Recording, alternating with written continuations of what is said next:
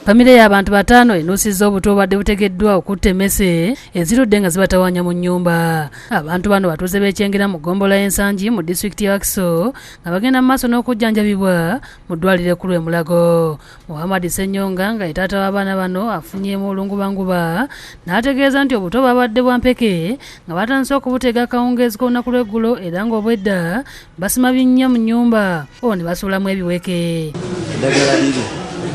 Byabiweke kati tolisa ku kyakulya esi bwoliteekawe kale lifulumya bungi omukka ogusaaga emmese nebuunyako efa. Kino kyawaliriza emmese okudduka mu nnyumba nga balowooza nti zifudde olwo ne babutega mu mmere gye babadde baliddeko basobole okuzitta obulungi. Agambye nti buli kinnyobwedda kye bamaliriza nga bakiziika era olwamaliriza okutega ne beebaka. Kati naffe twateeze naye waliwo kale ebiweke nga bibiri twerabidde obikola kyobibirika twatadde tutegamu ekituli nga tubikkako ne siminti bulungi. Bibiri byagudde twabirayo oluvannyuma. Ayongeddeko nti batabuse mu kiro olwo ne basesema n'okuggwamu amaanyi oluvannyuma lw'obutwa buno okubayingira. Ebyo bye byasitudde ekirimu bw'obisika ogeza oziira n'emmimi n'esikuka osesera. Ono yabadde asesema omusaayi omwana.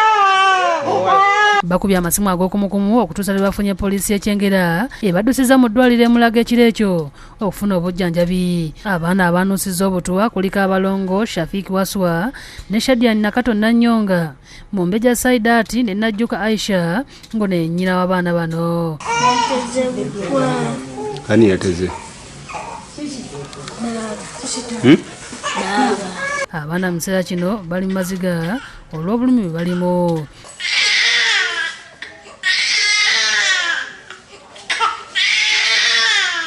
Abooluganda abali mu kujjanjaba abantu bano bategeezezza nti obutwa obwategeddwa emmese bwabadde bw'amaanyi. Kati olabika obutwa obw'amaanyi ne bubabusika ne bubakosa. Naye yagamba yabusimidde wansi mu kibya n'ateekayo emmese era abadde azifubutukayo n'ateekayo.